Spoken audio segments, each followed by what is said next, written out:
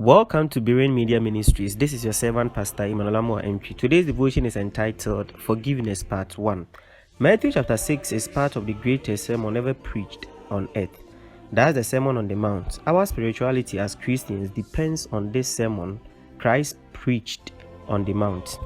When the Master was teaching the disciples how to pray, he made a crucial statement in verse 12 of Matthew chapter 6. He said, "Forgive us the wrongs we have done, as we forgive the wrongs that others have done to us." In other words, our forgiveness from God is measured or determined by how we forgive others. This statement defines a true Christian. The concept of forgiveness permeates the entire Bible, or is the principal theme of the Bible. Don't forget that the act of forgiveness is not a spiritual gift.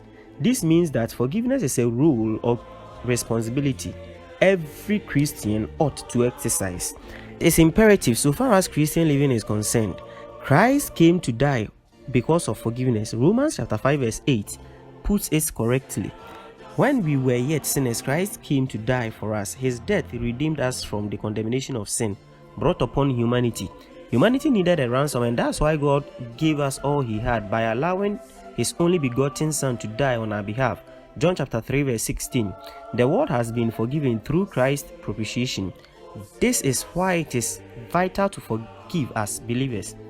In Matthew chapter 6 verse 14 and 15, if you forgive others the wrongs they have done to you, your Father in heaven will also forgive you. But if you do not forgive others, then your Father will not forgive the wrongs you have done. These verses strengthen the golden rule recorded in Matthew chapter 7 verse 12. Do unto others as you want others to do unto you. Child of God, do you want your prayers to be answered?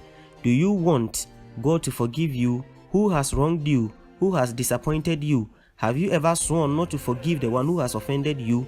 God knows you are right. He knows you never deserved that kind of treatment.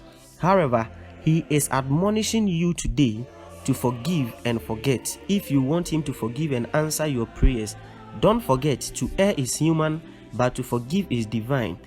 Remain blessed and have a fruitful day. God bless you. Amen.